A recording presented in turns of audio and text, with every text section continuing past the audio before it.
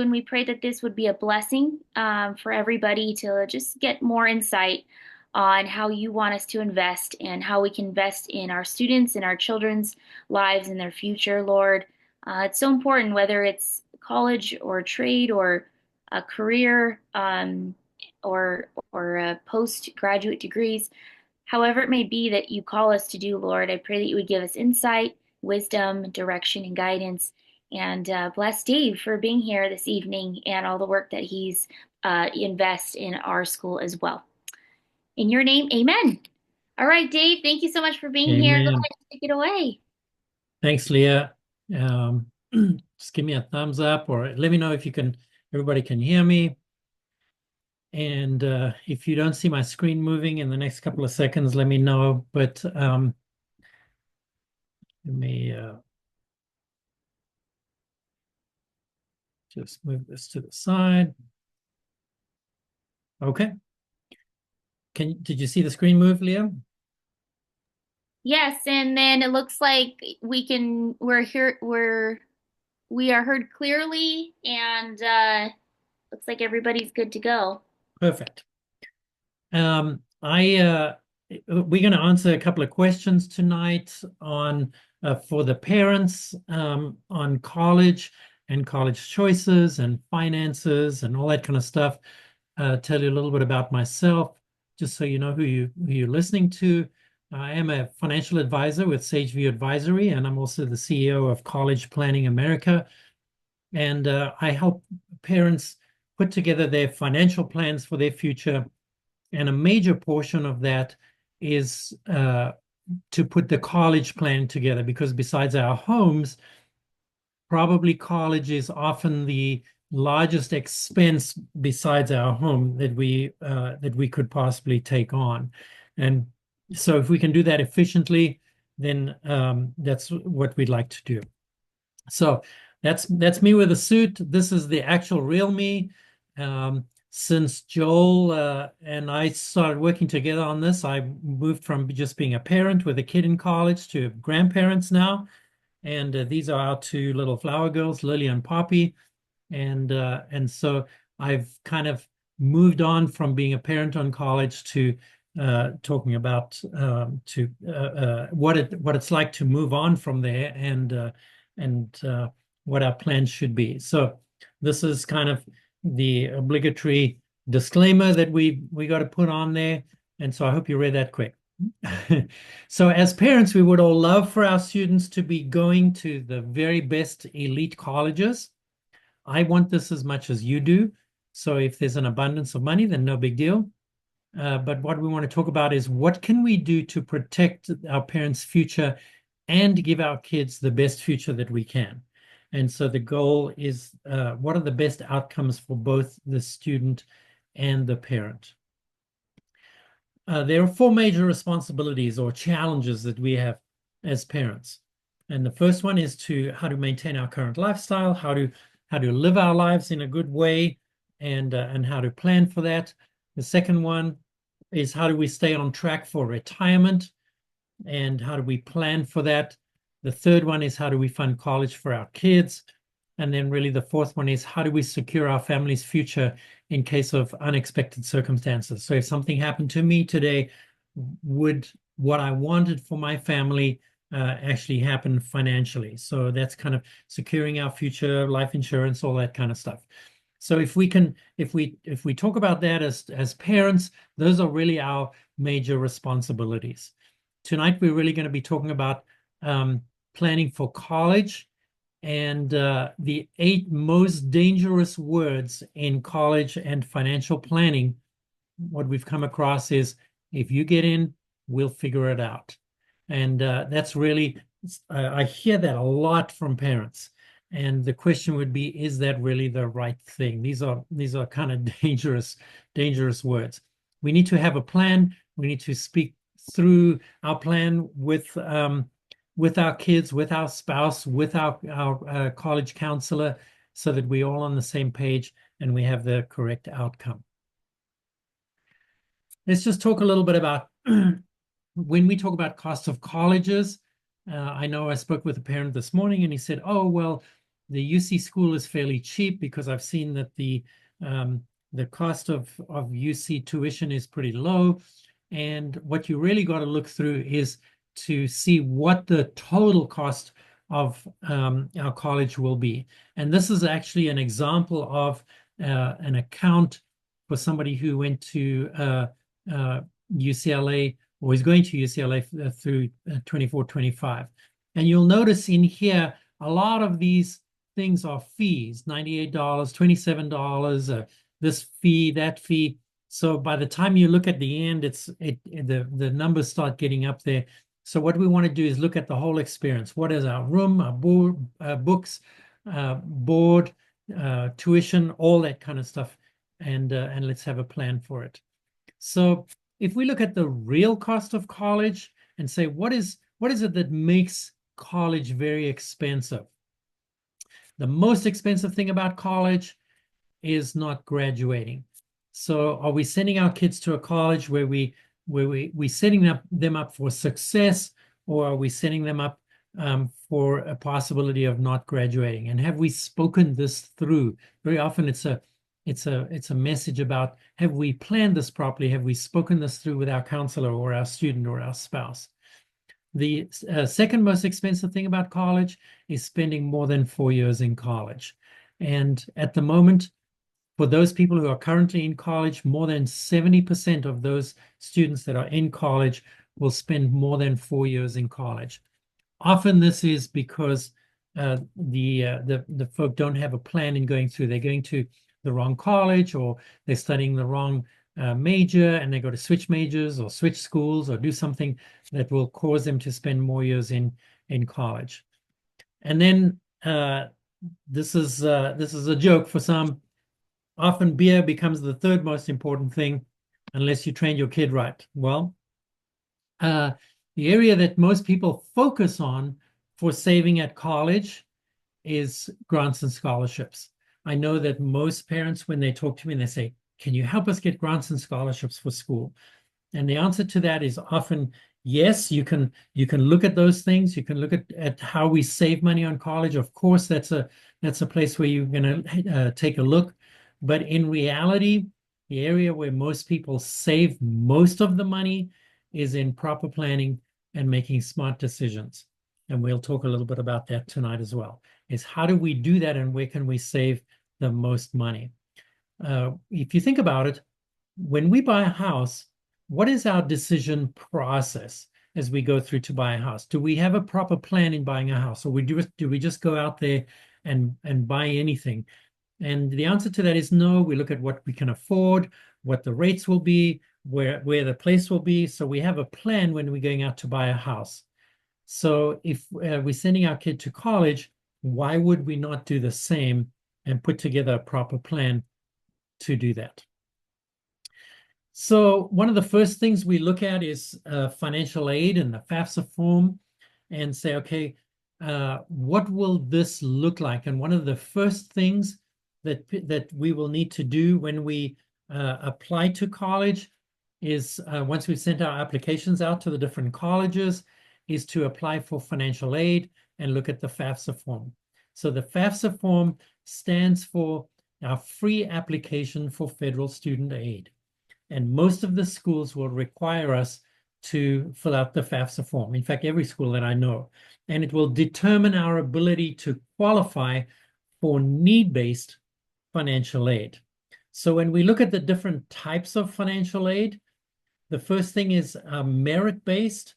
This is based on your student. This is your GPA, SAT, essays, skills, anything that you might do on the side if you're playing a sport, or if you've got any music skills or anything on the side. There was actually one student one year that got a scholarship for playing bells, and so every school has a different need for those merit-based scholarships.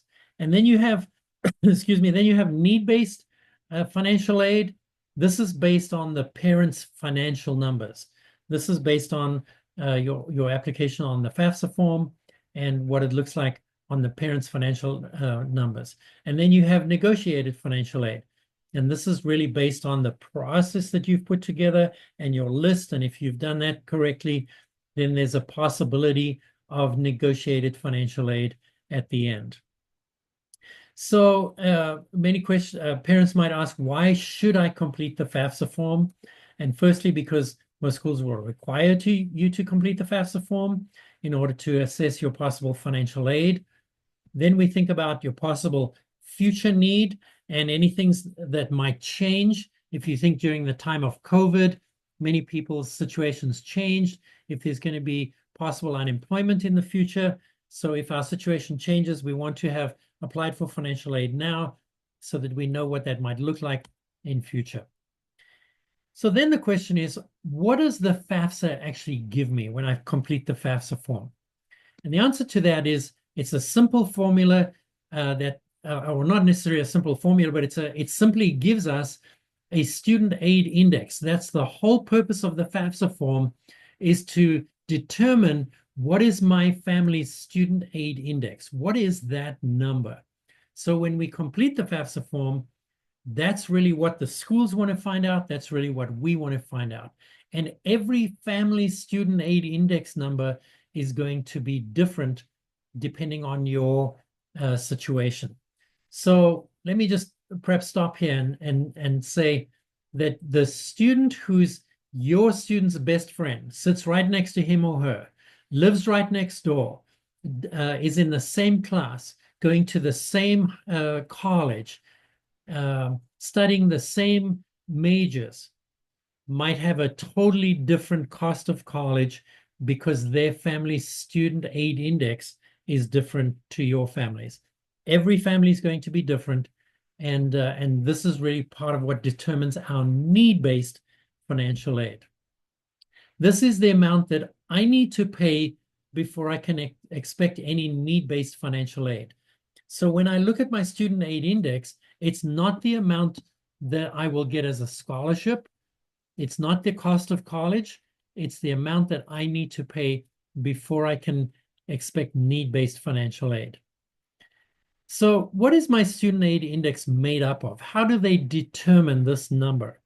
And it's made up of a number of different things: parent income, parent assets, student income, student assets, the ages of the parents, the number of people in the household, and then the types of assets that we have, and lastly, the type of school that I'm going to. So if I go to one type of school, they might require me everyone's going to require me to fill out the FAFSA form. But if I go to a different type of school, they might require me to fill out what is called a CSS profile, and I might have actually a second student aid index just because of the type of school. Mostly those are some of the larger private schools who will ask me to fill out an additional form called the CSS profile form. And then actually I might have a different student aid index based on that school. So how do the schools actually then determine my need eligibility from the FAFSA form? So when I go and complete the FAFSA form, one of the first things I want to look at is with the school is a total cost of attendance. What is that total attendance? Remember, we looked at that sheet initially that added fees and all sorts of things. So what is the school's total cost of attendance? Tuition, room, board, books, living expenses, transportation. Are they going to come back for Christmas? Are they going to come back for Thanksgiving? When will my student travel back and forth? How far do they need to travel, perhaps to the East Coast or something like that? And so we want to look at the total cost of attendance for the school. Then they look at your student aid index, which is on the FAFSA form. We'll be using those seven different inputs, the parent income and assets and the student income and all those kinds of things. What is my student aid index from the FAFSA form? So my cost of attendance minus my student aid index. And for this example, we're going to look and say, imagine if your student aid index was $20,000. That would then give you your financial need, which is the maximum amount of financial aid a family might be able to receive. Perhaps I can just mention at this stage Right at the end, we'll take some questions from folk who want to ask some questions, and I'd be happy to answer them. So make a note of certain things if you want to ask any questions, and I would be happy to answer those at the end of the webinar. So that's really the formula for determining my financial need to get need-based financial aid. Then let's look at the process and the timing of what happens next. So the first thing that we want to look at is if I've got a student who's a senior now, I should really be focused on their application for the schools. So your counseling department would help you with putting together a list, putting together an application to those schools, looking at reasons why am I applying to those schools, what majors am I looking at, and so now's the time to be looking at my application because I really can't complete the FAFSA form today. The FAFSA usually starts on the 1st of October, which is of your senior year, is normally when it starts every year. But because they made changes to the FAFSA software last year, they delayed quite a bit last year, and they delayed a little bit this year. So this year, the 1st of December is the first time that you can actually complete the FAFSA form. So we cannot complete the FAFSA form right now, even if we wanted to. And so hopefully it'll be back again to October in the next year. So if you have a junior this year, then hopefully we'll be able to start doing that in October next year. The deadline to complete the FAFSA form is March the 2nd of their senior year. And my suggestion is that you don't wait until March the 2nd, that you actually try and get this done. If it opens up in December and you have a senior this year, that you actually try and complete the FAFSA form before the end of this year.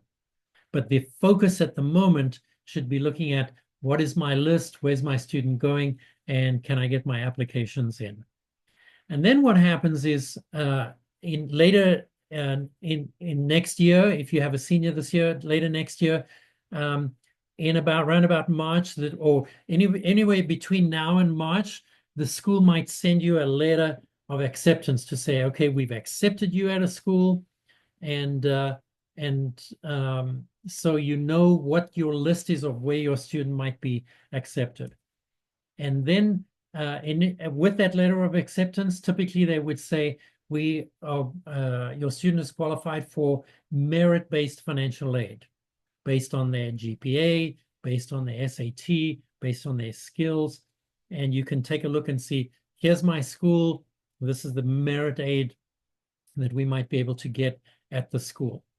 And then once the school has started looking at the FAFSA forms, once you've completed the FAFSA forms, typically this is only in the new year, they will then send you an email to say you've qualified for X amount of need-based financial aid, or maybe you haven't qualified for need-based financial aid, but they will communicate with you. This is only once they've looked at your student aid index and once you've filled out the FAFSA form. So the acceptance and the merit aid might happen before you've completed the FAFSA form, but the need-based aid can only happen once you've completed the FAFSA form. And then the school will make you an offer and say, based on your merit aid, based on your need aid, this is what we are offering you. And then you can take a look and see and start comparing the schools to say, what might this cost me as I look at the future of my student going to school. And then depending on the school, depending on the schools that you've got on your list, there might be room for some negotiation. There might be some room for negotiation in the sense of maybe I've got some private schools that are competing schools. Maybe Notre Dame with a TCU or a UC. Sorry, not a UC. One of the private schools that you look at, they might be willing to actually bring down the number that it might cost you based on how desperate they or how they want your student, if they really want your student or not. This doesn't happen all the time, but if you've put together a list of some of the competing schools, then that might happen. And then the student actually accepts and says, okay, thanks for the offer, and we'll accept going to this school. So that's really the process, and the timing, the acceptance and the negotiation and the offers really happen next year sometime. So my suggestion is, while you can, find out what your student aid index is and start your plan now. And at the end of this webinar, I'll give out my contact information. And for those people who are actually wanting to get an estimate of what this looks like for you, what your we'll offer to spend some time with you to do an estimate of what your student aid index and look at the schools that you're looking at and give you an estimate of what that might cost you and what potential financial aid you might be able to get when you apply to the school, so that you can actually start talking to your family now. We've looked at the filing of the FAFSA, which is available from 1st of December. You can actually, if you have a school that is going to require the CSS profile, your counselor at the school, or we can tell you on your list of schools which schools might require the CSS profile. You can actually start putting that together. But for now, prioritize on getting an appropriate list that is a match for your student, and then send out your applications first. And you say, all right, well, what is a match? The match needs to be, is this a match for what my student wants to do, their career? Is this a match for their strengths? Is just because they're good at math doesn't mean to say they're going to be an engineer. Is this a good for their a fit for their personality? Is this a fit for what they're wanting to do? Then will they be accepted at the school? And what are the chances of acceptance at that particular school? And then the third thing is, can we actually pay for that? So unless you have all of those things together, it's probably not a good match. The thing that I want to do before I complete the FAFSA form is to get that accurate estimate of the student aid index. And as I said, we'll offer to do that for you for each family separately, because each family's student aid index is going to be their own and different to the people who live next door to you. And then to get an estimate of your possible financial aid, the colleges that you're applying to, and have the ability to compare your student aid when you actually complete the FAFSA form. So if you've got an estimate now, then you've got something to compare to when you get your student aid index, actually after completing the FAFSA form. So if the two numbers have a big discrepancy, then we can go back and say, okay, where did we make a mistake? Did I make a mistake in the sense that why is my student index so high when we did an estimate, it was lower? Or is this the correct number? And we can actually go back and take a look and say, did I maybe add a zero somewhere? Did I put a wrong number in somewhere? Did I maybe put my retirement assets in there by mistake or something like that? But if you've got an estimate of what it should be, then when you get the FAFSA form, actually the student aid index after completing the FAFSA form, you've got something to compare it to. So our suggestion is that you actually get a college report, and this is what we'll offer to do afterwards at no cost to you.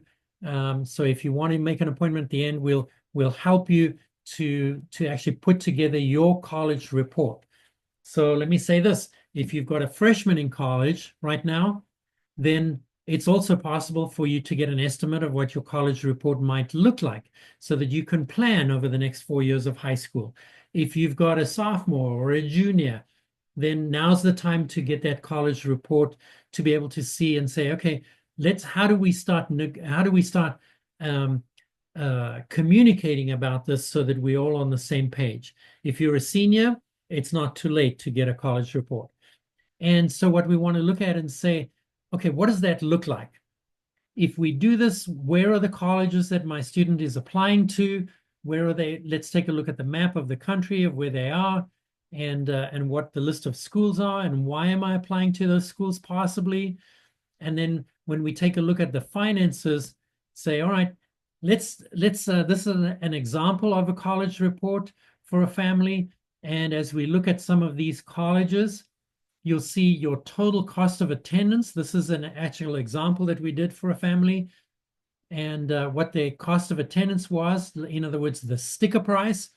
and then what is that family's estimated net cost for that. So you'll see here that there was a difference with Grand Canyon University. Uh, if we look at North Carolina State, there was no difference in that estimated cost. At Pepperdine, there was a slight difference in that cost because based on their GPA, based on their SAT score, based on your finances, based on your student aid index, uh, maybe for some of those who are filling out the CSS profile form, maybe the equity in my house might affect my financial aid. So let me know those things. And so you can see this for some of the schools, it's the same. For some of the schools, it's a little different. And then I threw this one in actually earlier this morning, I looked at a family from a different school, and these are some of the numbers that came up this morning. For this particular family, for their income, for their assets, for their financial aid, the student aid index, you can see here that for some of these more expensive schools, it was actually going to end up being probably cheaper than some of the UC schools. So just because of the makeup for their student aid index and for the possible scholarships at particular schools, you can see here that the UC schools, it really wasn't going to make much of a difference. But take a look at Stanford here. Stanford, the sticker price for Stanford is $94,000 for this particular family. It might cost them around about $20,000 based on the numbers, the historical numbers for Stanford and this particular student aid index. So you can see here why it's important to do some planning first, because this family thought that if the student went to a UC school, that it would actually end up being cheaper than some of the more expensive schools. And there's a strong possibility that it might be different. And that's just based on their student aid index and the family's financial situation. So if we look at the FAFSA and what are my next steps if my student is a senior this year, I only have 2 months left. If my student is a freshman or a sophomore, that's really where we need to start planning now, because we've got 3 years left to be able to do that planning.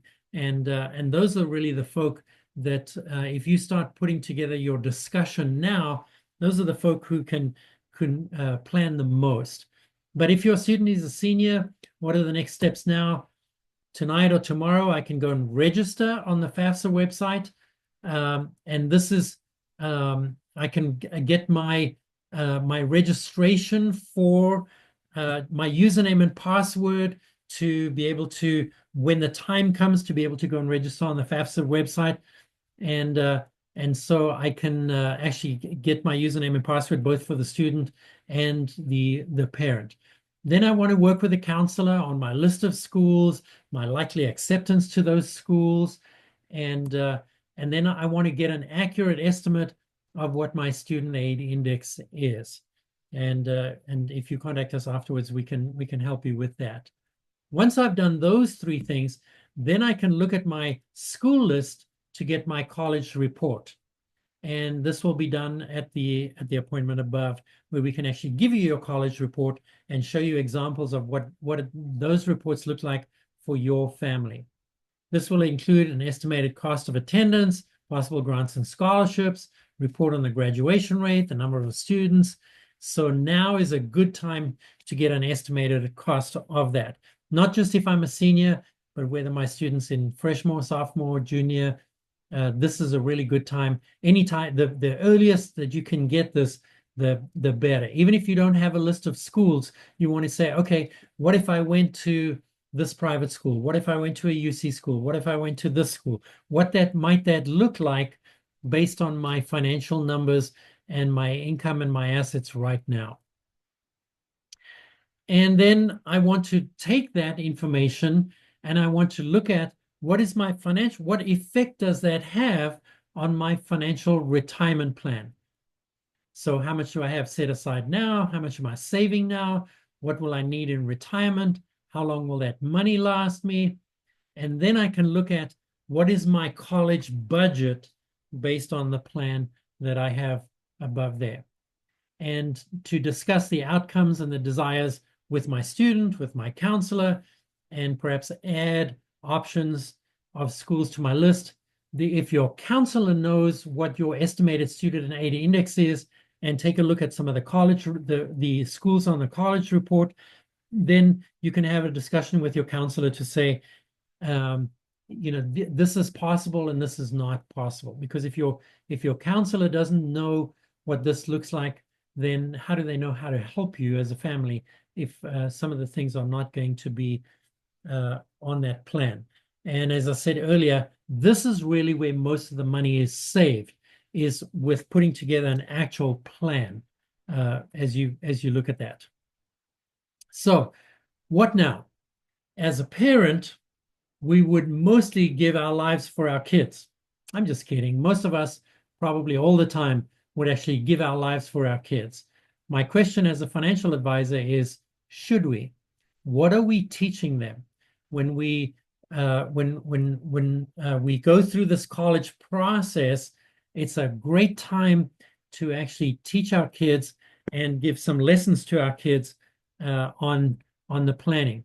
So if you can afford an expensive college and you are able to retire without running out of money or relying on your kids for help in the future, that's a wonderful thing. But as a financial advisor, I try to get families to consider the reality and hear and see the truth with the plan. Sometimes it's not a popular thing. Sometimes I got to tell parents some unpopular things, but it's my job to help the parents to go into this with a plan and with our eyes open. So I should ask myself, do I have the number of what my end cost will be after my loan interest and inflation of what college is going to cost us? Imagine your student right now, if they were going to graduate and you say to them, hey, as a graduation gift, I'm going to buy you a car.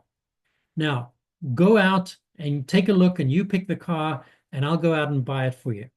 Most of us will not do that. Most of us will say, hey, here's your graduation gift, and let's go out and take a look. We've got a budget. We've got a number that we're looking at, and we'll go and pick something appropriate. We don't just let our kid go out and choose anything. But what happens often is that we do this with schools, and we say to them, if you can get into the school, we'll make it happen. We really want to have a plan for that. And so I want to ask myself, have I added in all the costs of any other kids that might go to college or that might be in college right now? Have we put that together in our plan? Where is the money coming from? Am I going to take it from my savings? Am I taking it from cash flow? Am I going to take loans? Where's the money coming from for college?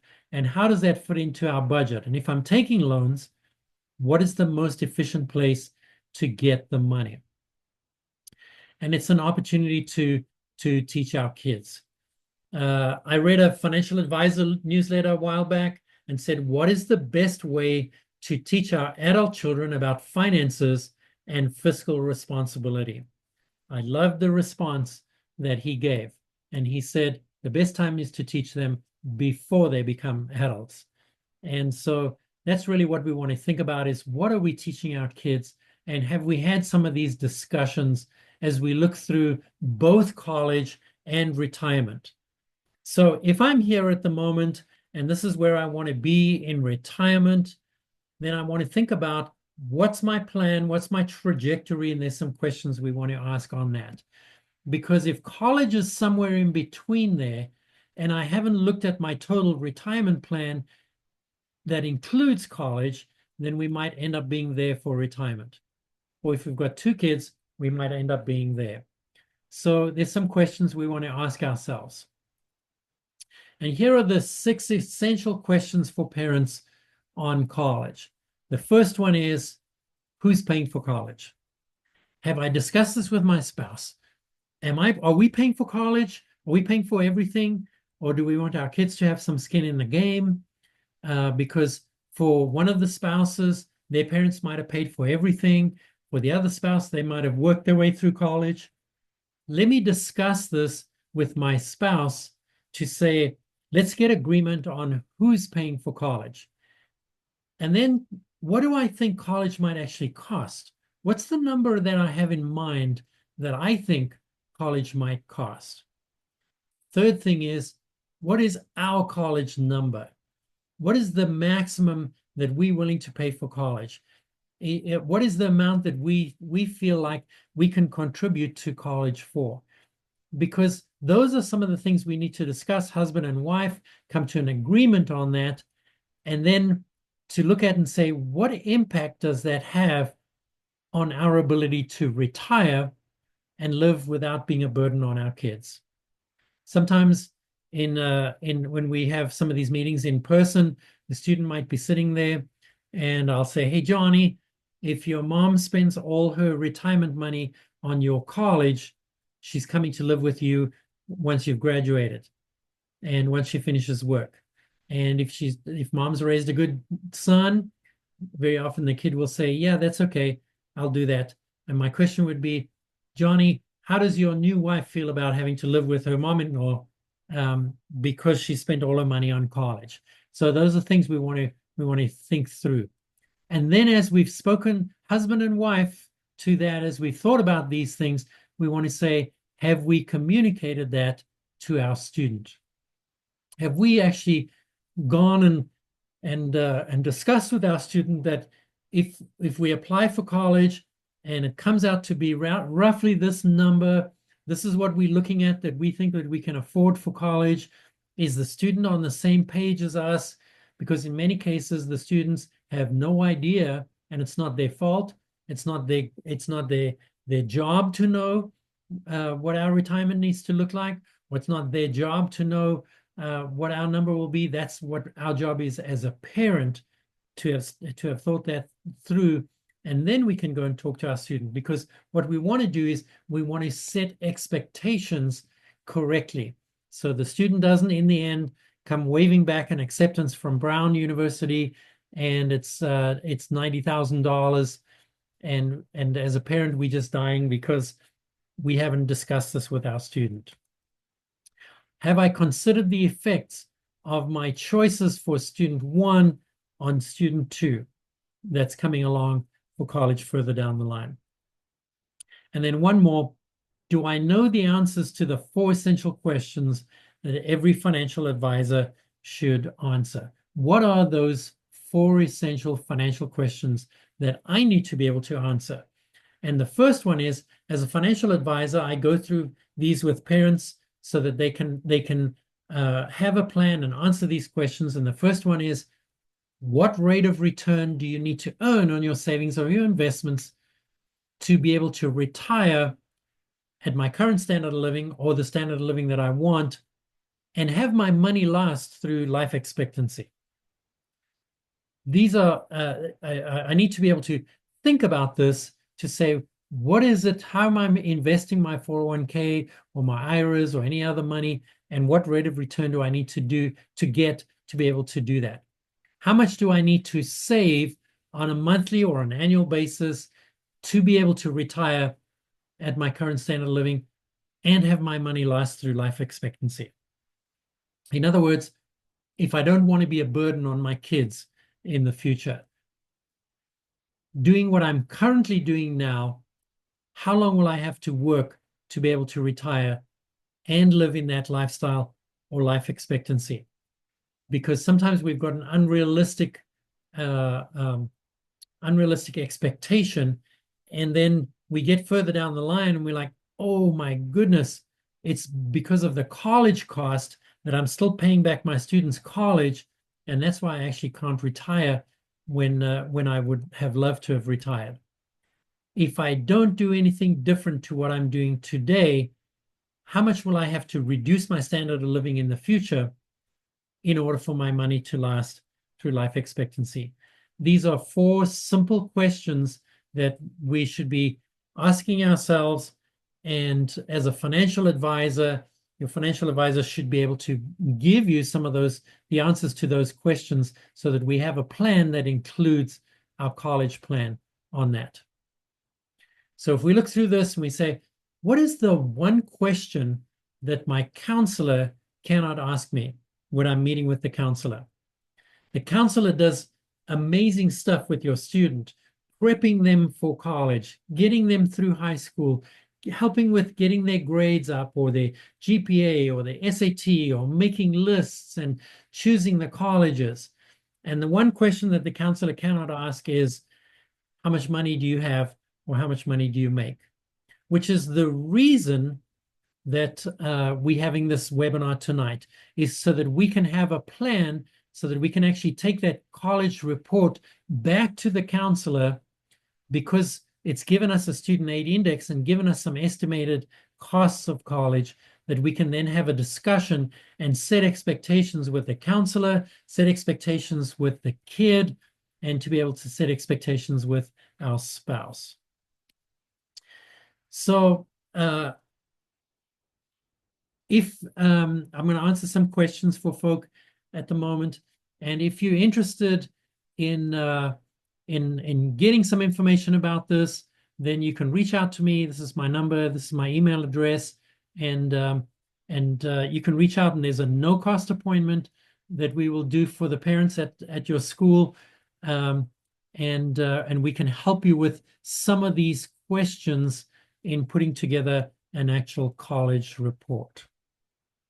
So maybe I will answer some questions now.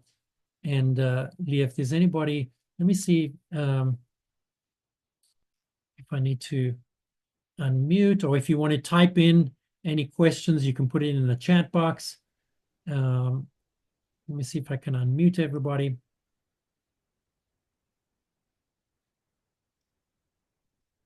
So if there's anybody who would like to ask any questions, just put your hand up. I'll unmute you, and then I'd be happy to answer any of those questions, or type it in the box.